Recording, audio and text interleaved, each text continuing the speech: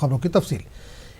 EPFO ने शरह सूद में कमी कर दी है। ये कमी साल 2019 और 20 के लिए की गई है। पीएफ की शरह सूद 8.65% से कम करके 8.50% कर दी गई है। इस फैसले से निजी कंपनियों के करोड़ों मुलाजमीन को झटका लगा है। ईपीएफओ को इस फैसले से 700 करोड़ रुपए की बचत होगी। सदस्यों के साथ बातचीत हुई है। ये बात सही है कि पिछली बार हमने जो रेट ऑफ इंटरेस्ट दिया था लोगों की अपेक्षाओं से और ज़्यादा बढ़कर दिया था, पर सारी व्यवस्थाओं को ध्यान में रखकर, वैसे पैसे की कमी नहीं है, पर 8.5 हम लोगों ने इस बार तय किया है, जिससे कि भविष्य में ऐसा कोई समस्या हमारे सामने ना आए। 8.5 पर 700 करोड़। आधार को इलेक्शन कार्ड से जोड़ने की तजवीज़ हुकूमत के ज़ेर गौर है। वज़ीर कानून रविशंकर प्रसाद ने लोकसभा में इसकी जानकारी दी। उन्होंने कहा कि हुकूमत आधार कार्ड को इलेक्शन कार्ड से जोड़ने पर गौर कर रही है। आधार को इलेक्शन कार्ड से जोड़ने की तजवीज़ इलेक्शन कमीशन की जानिब से पेश की गई है।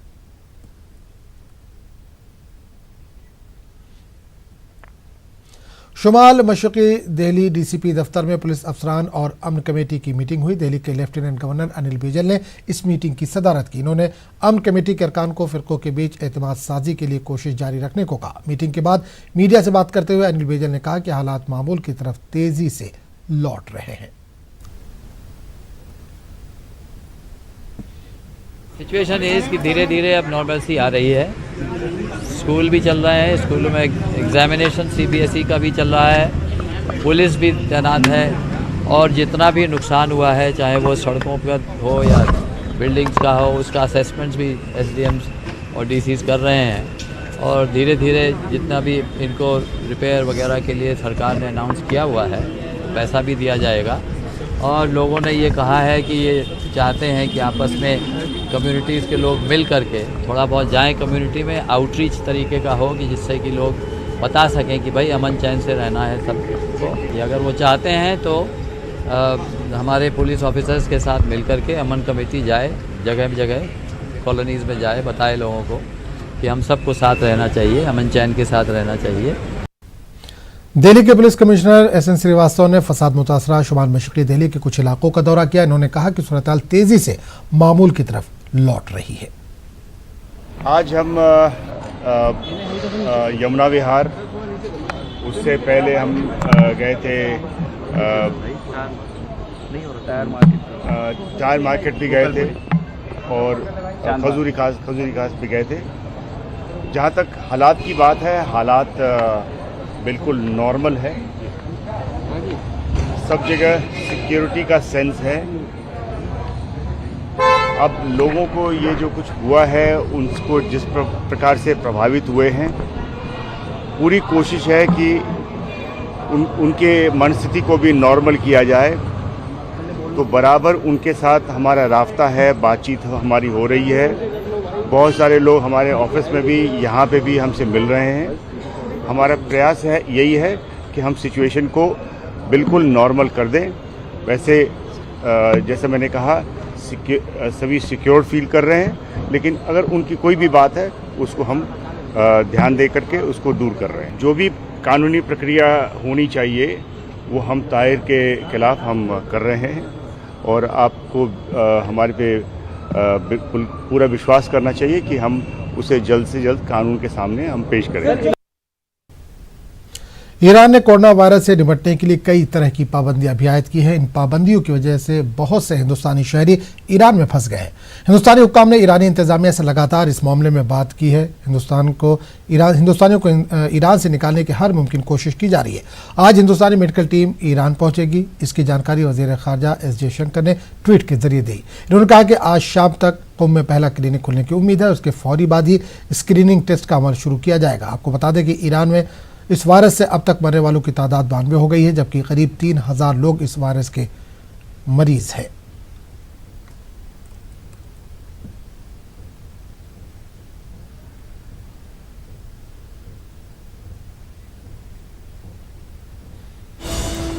इस वक्त बड़ी खबर आ रही है ज़राए के हवाले से। खबर आ रही है आप लीडर ताहिर हुसैन करेंगे खुद सुपुर्दगी। ज़राए के हवाले से ये खबर है राउज़ एवेन्यू कोर्ट में करेंगे खुद सुपुर्दगी। इल्ज़ामात की ताहिर हुसैन ने की है तरदीद।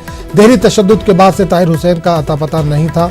मेरे घर का गलत इस्तेमाल किया गया। मैं नार्को टेस्ट के लिए तैयार हूँ। मैंने कई बार पुलिस को भी फ़ोन किया। ताहिर हुसैन ने यह भी कहा। तो एक बार फिर बता दें आप लीडर ताहिर हुसैन करेंगे खुद सुपुर्दगी। राउज़ एवेन्यू कोर्ट में करेंगे खुद सुपुर्दगी। इल्ज़ामात की ताहिर हुसैन ने तरदीद की है। दिल्ली तशद्दुद के बाद से ताहिर हुसैन का अता पता नहीं था। उन्होंने कहा कि मेरे घर का गलत इस्तेमाल किया गया। मैं नार्को टेस्ट के लिए तैयार हूँ। मैंने कई बार पुलिस को भी फ़ोन किया था।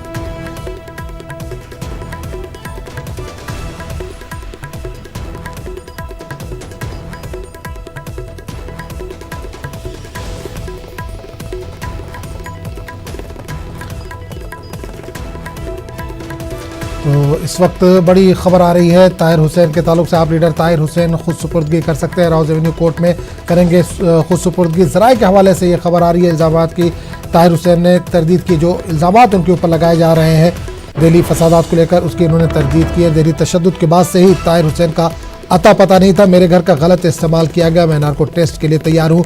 ये भी ताहिर हुसैन ने कहा। उन्होंने कहा कि मैंने कई बार पुलिस को भी फ़ोन किया था। तो बड़ी खबर इस वक्त दिल्ली से आ रही है ताहिर हुसैन के ताल्लुक से। ज़राए के हवाले से खबर है कि ताहिर हुसैन खुद सुपुर्दगी करेंगे। राउज़ एवेन्यू कोर्ट में खुद सुपुर्दगी करेंगे। सुशील पांडे इस वक्त हमारे साथ जुड़ गए। सुशील, एक बड़ी खबर आ रही है ताहिर हुसैन खुद सुपुर्दगी करेंगे, इस तरह की खबरें आ रही है, कहां पर है फिलहाल, क्या इसकी कुछ जानकारी मिल पा रही है? यही है कि ताहिर हुसैन फिलहाल एक तरफ अग्रिम जमानत याचिका उसने कड़कड़डूमा में लगाई है, लेकिन वो फिलहाल राउज़ एवेन्यू कोर्ट में सरेंडर करने वाला है। हालांकि वो इस फिराक में था कि इस पूरे मामले में अग्रिम जमानत उनको सुनी जाए, लेकिन जिस तरह के एलिगेशंस उसके ऊपर लगाए गए हैं उस एलिगेशंस में साफ तौर से उसको ये लगता है कि उन्हें अग्रिम जमानत नहीं मिलेगी और इस पूरे मामले में पुलिस को कोऑपरेट करना ही पड़ेगा और इसी बाबत शायद वो ऐसा सोच रहे हैं कि उनको सरेंडर करना पड़ेगा। कल जिस तरह दिल्ली पुलिस ने कोर्ट में ये बताया है कि इस पूरे मामले में इन्वेस्टिगेशन चल रही है और लगातार पुलिस दबस भी मार रही है कि जो तमाम उनके खिलाफ सबूत है उस सबूत से लेकर उनसे पूछताछ करना जरूरी है। लेकिन इस बीच आज जो बड़ी खबर है वो यही है कि वो फिलहाल थोड़ी देर में मस्जिद से निकल चुके हैं और थोड़ी देर में राउज़ एवेन्यू कोर्ट में सरेंडर कर सकते हैं। वो कब कोर्ट पहुंचेंगे ये देखने वाली बात होगी, लेकिन कहीं ना कहीं उनको ये लगता है कि पुलिस इन्वेस्टिगेशन ज्वाइन करना होगा और साथ ही साथ सरेंडर करना होगा। कोर्ट में सरेंडर करने से कहीं ना कहीं उनको फिलहाल पुलिस प्रोटेक्शन मिल सकती है या उनको जेसी में भेजा जा सकता है, लेकिन सरेंडर करना ही अब एकमात्र चारा है। बिल्कुल सुशील, लेकिन लगातार ये भी कह रहे हैं कि मेरे घर का गलत इस्तेमाल किया गया। अभी उनका यही बयान आ रहा है कि मेरे घर का गलत इस्तेमाल किया गया, मैं नार्को टेस्ट के लिए भी तैयार हूं। जी देखिए, जो एलिगेशंस है उस एलिगेशंस में अपनी याचिका में वो पहले ही बता चुके हैं कि एक तरफा फिलहाल उनके ऊपर आरोप लगाए गए हैं। जिस तरह उनके घर का यूज किया गया, पुलिस लगातार ये कह रही है कि इस पूरी हिंसा में वो शामिल थे। ऐसी फिलहाल चीजें जो हैं वो सिर्फ एक पक्षीय है, लेकिन देखना ये होगा कि आज जब कोर्ट में वो सरेंडर करते हैं तो इस पूरे सरेंडर को लेकर वो कोर्ट में क्या कुछ कहते हैं और पुलिस अगर उनकी कस्टडी लेती है तो क्या कुछ कहती है। जी चलिए सुशील, बहुत बहुत शुक्रिया इससे तमाम जानकारी के लिए। इस वक्त बड़ी खबर आ रही है ताहिर हुसैन के ताल्लुक से।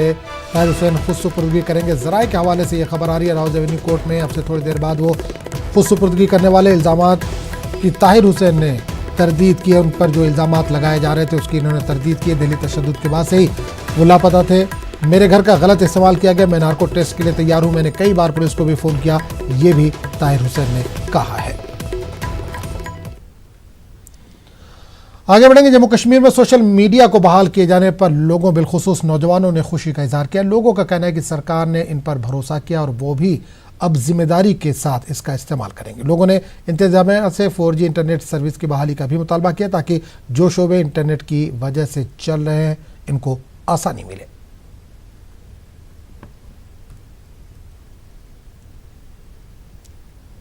एक ना अलग ही एटमॉस्फेयर अभी क्रिएट हुआ है वैली में। जैसे रेस्टोर हो गए, सोशल मीडिया बैन्स हट गए, तो अभी हम इंटरेक्ट हो रहे हैं अपने फ्रेंड्स के लिए। और जैसा हमें बहुत प्रॉब्लम्स फेस कर एज अ स्टूडेंट, कोई अगर एक क्वेश्चन भी होता था लिटिल बिट सा तो बहुत सफ़र करना पड़ता था। उसके लिए हमें फ़ोन्स कॉल करने होते थे, ऐसे बुक सर्च करते थे। अभी गूगल है तो फट से होता है सब कुछ, बट पहले बहुत सारी प्रॉब्लम होती थी। तो गवर्नमेंट अगर ये जो इन कल रेस्टोर किया सोशल मीडिया, अगर 6 मंथ्स बैक या 4 मंथ्स बैक पहले करते तो बहुत सारी ना हमें मुश्किलों का सामना नहीं करना पड़ता। 2G रेस्टोर हुआ विदाउट VPN, हम सोशल नेटवर्क्स यूज़ कर रहे हैं। तो इससे बड़ा फ़ायदा हो रहा है सर, ड्यू टू 5 अगस्त से जो हम देख रहे हैं शटडाउन है, इससे हमारा बहुत मतलब वैली का बहुत नुकसान हो रहा है और इससे टूरिज़्म और मैनेजमेंट का काफ़ी फ़ायदा है। कल से हम देख रहे हैं हम अपने नियर एंड डियर वन से मतलब अटैच हो रहे हैं, बात हो रही है अच्छे से, तो ये बहुत ही अच्छा एक इनिशिएटिव है। बहुत अच्छा है, बिज़नेस खुलेगा, रोज़गार खुलेगा। कश्मीर के लिए सबसे बड़ी बात यही है कि पिछले 3-4 महीने से नेट बंद था, जिसकी वजह से हमने बहुत सफ़र किया है। अब अल्लाह का शुक्र है, इन्होंने हम पे भरोसा करके नेट ओपन करके हमें पैसे कमाने के, बिज़नेस करने का मौका दिया है। इसकी वजह से हम बहुत पीछे जा रहे थे। बिल्कुल बेटर महसूस कर रहे हैं, क्योंकि पहले जो ये ना यहाँ पे मतलब साइड से बंद थी, ब्लॉक थी, वो तो बिल्कुल कुछ ओपन ही नहीं हो रहा था। इससे बेहतर था फिलहाल बंद ही हो जाए।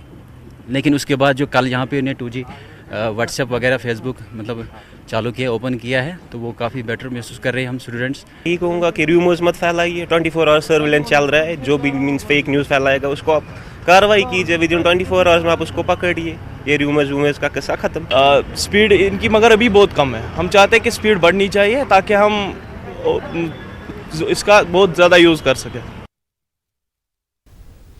फिल्मी और सियासी मैदान से जुड़ी शख्सियात ने कोरोना वायरस से बचने के लिए एहतियाती तदाबीर इख्तियार करने का अवाम को मशवरा दिया। तेलुगु फिल्म अदाकारा Kajal Aggarwal, shuttler PV Sindhu, tennis star Sania Mirza, रियासती वज़ीर दाखिला मोहम्मद महमूद अली, वज़ीर सेहत E राजेंद्र और दीगर ने कोरोना से चौकस रहने का मशवरा दिया। अपने करीबी इलाकों के अलावा अपने आप को साफ सुथरा रखने पर जोर दिया गया। रियासती वज़ीर सेहत ने कहा कि कोरोना से खौफजदा होने की ज़रूरत नहीं है।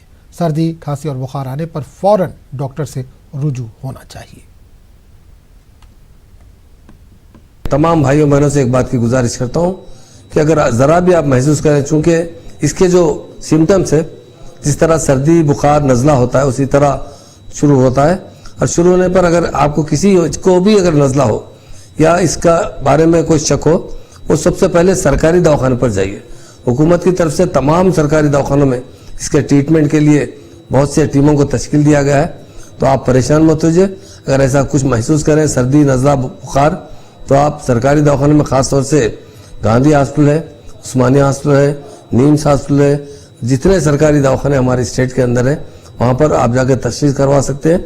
थोड़ा सा एहतियात बरतिए। सबसे पहली चीज़, अगर आपको इस बीमारी के जो अलामात है वो हैं सर्दी, खांसी, बुखार या शॉर्टनेस ऑफ ब्रेथ, अगर सांस लेने में आपको मुश्किल हो रही है तो आप फ़ौरन डॉक्टर के पास जाएं और उनसे अपनी अलामात के बारे में बात करें। इसके लिए एक हेल्पलाइन भी दी गई है, जिसको याद रखें 104 1 और 4। इस पे आप कॉल कर सकते हैं। हाथ को अच्छी तरह साफ़ रखें, वक्फे पर हाथ को धोते रहें या हैंड सैनिटाइज़र यूज़ कीजिए।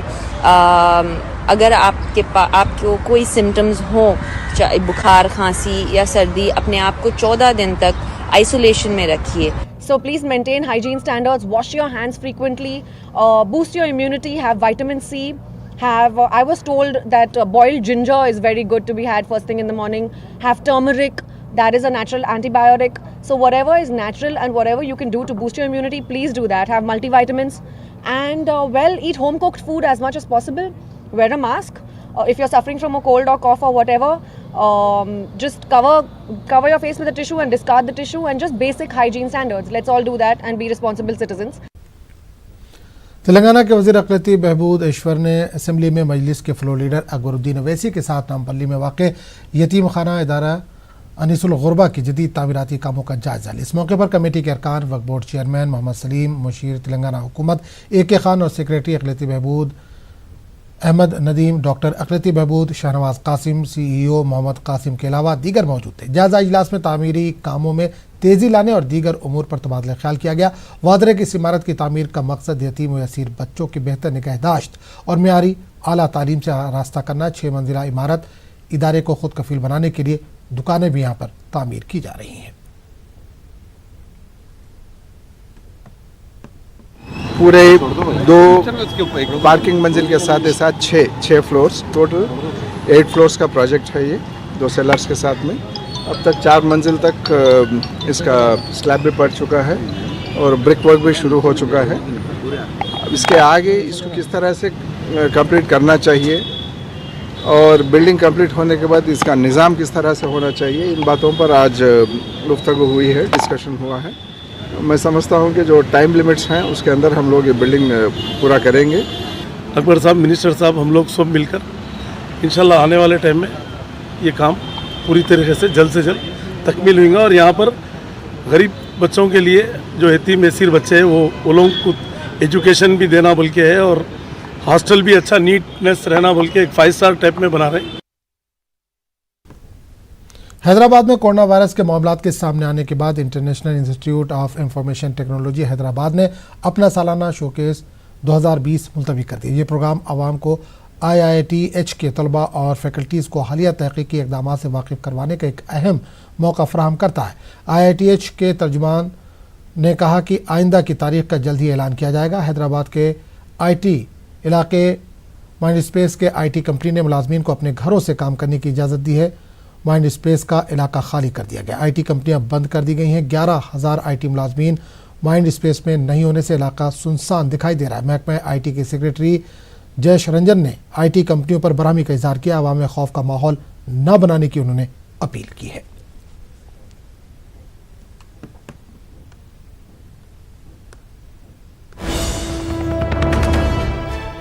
तो इस वक्त एक बड़ी खबर आ रही है। ताहिर हुसैन राउज एवेन्यू कोर्ट के अहाते में खुदसुपुर्दगी करने ताहिर हुसैन पहुंचे। अदालत खुदसुपुर्दगी के लिए ताहिर ने लगाई अर्जी। आपको एक बार फिर बता दें कि जैसा कि हमने थोड़ी देर पहले बताया था, ज़राए के हवाले से खबर आ रही थी कि ताहिर हुसैन राउज एवेन्यू कोर्ट के पहुंचकर खुदसुपुर्दगी कर सकते हैं। तो अब जो खबर आ रही है, ताहिर हुसैन राउज एवेन्यू कोर्ट पहुंच चुके हैं। खुदसुपुर्दगी करने के लिए ताहिर हुसैन वहां पर पहुंच चुके हैं। इस पूरे मामले पर बात करेंगे अपने नुमाइंदे शंकर से। शंकर, लगातार हम खबरें नाजरीन को बता रहे हैं कि ताहिर हुसैन खुदसुपुर्दगी कर सकते हैं। फिलहाल राउज एवेन्यू कोर्ट पहुंच चुके हैं वो। देखिए, राउज एवेन्यू कोर्ट में पहुंचे हैं ताहिर हुसैन और बकायदा वहां आत्मसमर्पण करने के लिए बकायदा वो पहुंचे हैं। अब थोड़ी देर के बाद कोर्ट नंबर 203 में बकायदा उनका उस मामले में बकायदा सुनवाई होगी और उसके बाद जिस तरह से वो आत्मसमर्पण करने के लिए यहाँ पे आए हैं तो उस मामले पर आगे की कार्रवाई होगी। हालांकि आज एक अंदाजा लगाया जा रहा था कि आज इसी मामले में जब उनकी अग्रिम जमानत याचिका मामले पर सुनवाई होनी है और वो सुनवाई होनी थी बकायदा दिल्ली में। और दिल्ली के जो नॉर्थ ईस्ट दिल्ली में स्थित जो करकटडुमा कोर्ट है बकायदा यहाँ सुनवाई होनी थी, लेकिन वो अचानक वहाँ राउज एवेन्यू कोर्ट पहुंचे हैं और राउज एवेन्यू कोर्ट में पहुंच करके वहाँ पे आत्मसमर्पण करने के लिए पहुंचे हैं। तब देखना लाजमी होगा कि आज कोर्ट इस मामले को कैसे देखती है। क्या वहाँ पे आत्मसमर्पण वाली जो याचिका है आज उस मामले पे सुनवाई होगी या उस मामले को खारिज कर दिया जाएगा, तो ये देखना आज काफी लाजमी होगा। और अगर कहा जाए जिस तरह से बकायदा इस मामले में काफी संगीन आरोप लगे थे ताहिर के खिलाफ, तो उन तमाम मामलों पर आगे किस तरह से सुनवाई होगी, क्या इस मामले पर दिल्ली पुलिस किस तरह से एक्शन लेती है। हालांकि निश्चित तौर पे इस मामले का विरोध किया जाएगा और उन तमाम मामलों पर बकायदा जो भी आरोप लगे थे ताहिर के खिलाफ उसके मामले पर बकायदा दिल्ली पुलिस अपनी दलील देगी। लेकिन ताहिर हुसैन अब पहुंच चुके हैं राउज एवेन्यू कोर्ट में और राउज एवेन्यू कोर्ट में पहुंच करके अब अपनी तमाम वो दलीलों पर जवाब देंगे और किस तरह से उन पे आरोप लगा है, किस तरह से इस मामले पर, तो उन तमाम मामलों में विस्तार से बताया जाएगा। बिल्कुल, जाहिर सी बात है कोर्ट में पहुंच चुके हैं तो क्या पुलिस कस्टडी भी मिल सकती है ताहिर हुसैन को। लेकिन लगातार ये भी इल्जाम लगाते रहे कि वो पुलिस को लगातार फोन करते रहे, पुलिस से कोई रिस्पॉन्स नहीं मिला और उन्होंने ये भी कहा था कि पुलिस का मैं साथ दूंगा, लेकिन पुलिस की तरफ से वो इल्जाम लगा रहे हैं कि कोई साथ नहीं मिला इनको। हाँ, देखिए, शुरुआती तौर पे यही कहा जा रहा था कि जो जिस दिन ये दंगा हुआ, जिस दिन हंगामा हुआ, खासकर तौर पर जो 24 तारीख को बकायदा दलीलें दी जा रही थी ताहिर की तरफ से कि वो इस मामले पर वो खुद फंसे हुए थे और वो लगातार वो अपील कर रहे थे पुलिसकर्मियों से कि वो खुद घिरे हुए हैं। लेकिन इस मामले पर दिल्ली पुलिस की जो दलील है कुछ इस मामले पे थोड़ी सी अलग है और ये दलील दी जा रही थी कि बकायदा इसके द्वारा ताहिर के द्वारा जो है बकायदा वहां पर एक इस मामले को अंजाम दिया गया। तो इस मामले पर आगे की जो कार्रवाई है, किस तरह से बकायदा दिल्ली पुलिस उन तमाम दलीलों को खारिज करवाती है, बकायदा दिल्ली पुलिस के द्वारा जो दलील देते हुए किस तरह से ताहिर के खिलाफ वो सबूत को पेश किया जाएगा, वो देखना लाजमी होगा। तो अभी थोड़ा सा वक्त जरूर है, लेकिन जब दलील देने की जो प्रक्रिया कोर्ट में शुरू होगी, ताहिर की तरफ से जो उनके वकील पेश होंगे वो इस मामले पर दलील देंगे। इसके साथ ही जो दिल्ली पुलिस की तरफ से जो वकील होंगे वो इस मामले पर दलील देंगे, और किस तरह से उनकी अग्रिम जमानत याचिका खारिज किए जाने के मामले पर जिस तरह से बकायदा सुनवाई होगी। तो एक तरह से कहा जा सकता है जिस तरह से ताहिर के खिलाफ तमाम आरोप लगे थे, ताहिर ने इस मामले की गंभीरता को देखते हुए कोर्ट में सरेंडर करना मुनासिब समझा, और अब कोर्ट में इस मामले पर जब सुनवाई होगी तो वो देखना लाजमी होगा कि इस मामले में दिल्ली। चलिए, थोड़ा सा इंतजार करना पड़ेगा। शंकर, आपके पास दोबारा लौटेंगे। फिलहाल इस तमाम जानकारी के लिए शुक्रिया, बहुत बहुत। महाराष्ट्र में शहरियत कानून को लेकर सियासत उरूज पर है। महाविकास आघाड़ी हुकूमत में शामिल पार्टियों के इस मौजू पर अलग अलग राय है। बीजेपी लीडर सुधीर मुनगंटीवार और एनसीपी के नवाब मलिक ने एक दूसरे पर जमकर हमले किए। मतलब है सीए देश में चर्चा हो रही है, तो विधानसभा में चर्चा होके 12.5 करोड़ का ये महाराष्ट्र है, ये देश का सेकंड पॉपुलेशन जनसंख्या वाला राज्य है, वहां पे राष्ट्र हित में सीए के बारे में नकारात्मक सकारात्मक चर्चा होती है, और हम पब्लिक रिप्रेजेंटेटिव लोक प्रतिनिधि है, हमने लोगों की आवाज सभागृह में अगर चर्चा में नहीं लाई तो सीए क्या कोई छोटा कानून है? सीए कानून बनने के बाद देश भर के भारतीय जनता पार्टी के मंत्री नेता जनता के बीच में गए, समर्थन जुटाने के लिए जनता ने समर्थन नहीं दिया। कहीं ना कहीं विरोध आज भी देश भर में जारी है। महाराष्ट्र विधानसभा का इस्तेमाल वे कर रहे हैं। हम उन्हें कहते हैं कि ये कानून केंद्र का है, उस पर अमल कराने की जिम्मेदारी केंद्र सरकार की है, राज्य सरकार से उससे संबंध नहीं। फिर भी इस तरह का प्रस्ताव लाकर विधानसभा का इस्तेमाल करना उचित नहीं। कल जिस तरह से कैग की रिपोर्ट आई है, 2,500 करोड़ का सिडको का गड़बड़ी का घोटाले का मामला सामने आया है, जिसमें सीधे जो विभाग उस वक्त के मुख्यमंत्री के अधीन था, कहीं ना कहीं उसे डाइवर्ट करने के लिए ये किया जा रहा है। कि ये सवाल उठता है, जनता जिसका विरोध कर रही है, समर्थन आप जुटा नहीं पाए, तो महाराष्ट्र विधानसभा का इस्तेमाल करना उचित नहीं। महाराष्ट्र असेंबली में शहरियत कानून के हक में बीजेपी के जरिए करारदाद पेश किए जाने के मामले पर समाजवादी पार्टी लीडर अबू आसिम आजमी ने बीजेपी पर निशाना साधा है। आसिम आजमी ने कहा कि बीजेपी सिर्फ शिवसेना को निशाना बना रही है। एक्चुअली बीजेपी जो है ना, ये पूरी कोशिश कर रही है शिवसेना को घेरने के लिए। कहीं पे जो है वीर सावरकर का ला रहा है, कहीं बोला औरंगाबाद का नाम आप क्यों नहीं चेंज कर रहे हो। इन चीजों को लाकर जो है बीजेपी शिवसेना को घेरना चाहती है, क्योंकि सरकार चली गई तो ये लोग जो है ना बहुत ही परेशान है। इनको नींद नहीं आ रही है कि किसी तरह से भी ये जो महाराष्ट्र आघाड़ी चल रही है टूटे। लेकिन उनका अगर उनको कुछ करना है तो जाए वो बिहार में पूछें कि नीतीश कुमार जी बीजेपी के अलायंस में चला रहे हैं, तो आप उनका साथ क्यों नहीं छोड़ देते। उन्होंने तो वहां पे उन्होंने प्रस्ताव पास कर दिया है, और देश में कई राज्यों में जहां बीजेपी की सरकार नहीं है वहां प्रस्ताव पास हो चुका है। ये सिर्फ घबराहट है, ये जो है इस तरह की चीजें लाकर ये कुछ सरकार के अंदर कुछ पेच फंसाना चाहते हैं। मुझे लगता है कि इससे कुछ होने वाला नहीं है। ये वादा किया है इस सरकार ने कि यहाँ पर सीए, एनपीआर और एनसीआर से यहाँ की जनता को कोई तकलीफ नहीं होगी, बात चल रही है। और एक कमेटी बनाई जा रही है, कमेटी महाराष्ट्र विकास आघाड़ी बना रही है, उसमें तय होगा। लेकिन आप लोग की मांग तो अभी भी पेंडिंग है कि रेजोल्यूशन लेकर आए। बात चल रही है, हमने कहा ना 3 आदमी कमेटी बनी सरकार में, महाराष्ट्र आघाड़ी में 3 कमेटी बनकर तय करेगी, परंतु ये यहाँ की जनता को। तो इस वक्त बड़ी खबर आ रही है बुलंदशहर से। गौकुशी के इल्जाम में 2 नौजवानों की पिटाई का मामला, पुलिस ने 2 मुलजिमीन को किया गिरफ्तार, दीगर की तलाश जारी है। मुलजिमीन ने हुजूम को उकसाकर नौजवानों की पिटाई की थी। पुरानी रंजिश असल वजह पुलिस ने ये बात बताई है। पुरानी रंजिश इसकी वजह बताई जा रही है। आपको एक बार फिर बता दें, तस्वीरों में आप देख सकते हैं बुलंदशहर से इस वक्त बड़ी खबर आ रही है। गौकुशी के इल्जाम में 2 नौजवानों की पिटाई का मामला सामने आया था, जिसका वीडियो कल वायरल हुआ था। मामला 1 हफ्ता पुराना है, लेकिन वीडियो कल इसका वायरल हुआ था। इस सिलसिले में पुलिस ने 2 मुलजिमीन को गिरफ्तार किया है, दीगर की तलाश जारी है। ये 2 मार्च को एक घटना हुई थी। सूचना मिली थी कि हमीदपुर गांव के सामने थाना सिकंदराबाद क्षेत्र में कुछ मारपीट हुई है और गौकशी की सूचना आई थी। तो पुलिस तुरंत मौके पे पहुंची थी। वहां पर एक गाय का कंकाल था, वो कब्जे में लिया गया था, और वहां 2 लोगों के साथ कोर्ट के अहाते में पहुंचे और उन्होंने खुद सुपुर्दगी कर दिया। खुद सुपुर्दगी करने ताहिर हुसैन अदालत पहुंचे थे और अब खबर आ रही है कि उन्होंने खुद सुपुर्दगी कर दी। तो नाज़रीन आपको बता दें कि बड़ी खबर इस वक्त दिल्ली से आ रही है। राउज़ एवेन्यू कोर्ट जो है थोड़ी देर पहले ताहिर हुसैन पहुंचे थे, जहां पर उन्होंने खुद सुपुर्दगी कर दी है। खुद सुपुर्दगी करने के लिए थोड़ी देर पहले राउज़ एवेन्यू पहुंचे थे। इन्होंने खुद सुपुर्दगी के लिए इन्होंने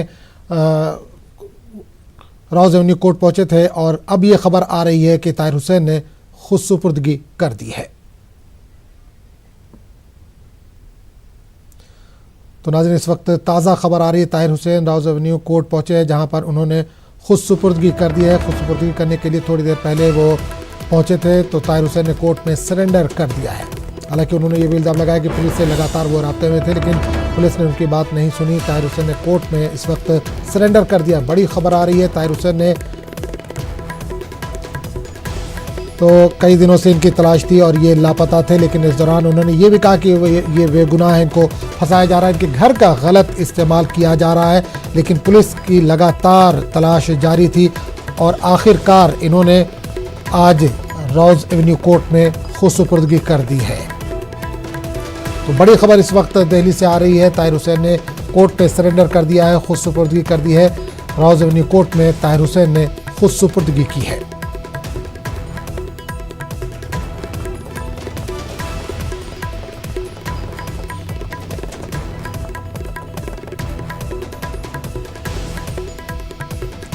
तो इस वक्त बड़ी खबर आ रही है। तो नाज़रीन आपको बता दें, दिल्ली फसादात में अहम मुलजिम के तौर पर जिसकी तलाश थी पुलिस को, ताहिर हुसैन, उसने कोर्ट में आज सरेंडर कर दिया, खुद सुपुर्दगी कर दी है। राउज़ एवेन्यू कोर्ट में थोड़ी देर पहले ताहिर हुसैन पहुंचे और उन्होंने खुद सुपुर्दगी कर दी है। सुबह से ये खबरें गश्त कर रही थी कि ताहिर हुसैन आज खुद सुपुर्दगी कर सकते हैं। इनके घर का इस्तेमाल, दिल्ली में जो फसादात हुए थे उसमें घर का इस्तेमाल हुआ था। इनके घर से कई ऐसी चीज़ें बरामद हुई थी जिसको लेकर कई तरह के दफात इनके ऊपर लगाई गई हैं और पुलिस तब से इनकी तलाश में थी। ताहिर हुसैन लापता थे तब से और आज उन्होंने राउज़ एवेन्यू कोर्ट में खुद सुपुर्दगी कर दी। आपसे थोड़ी देर पहले वो राउज़ एवेन्यू कोर्ट पहुंचे और खुद सुपुर्दगी वहां पर कर दी है।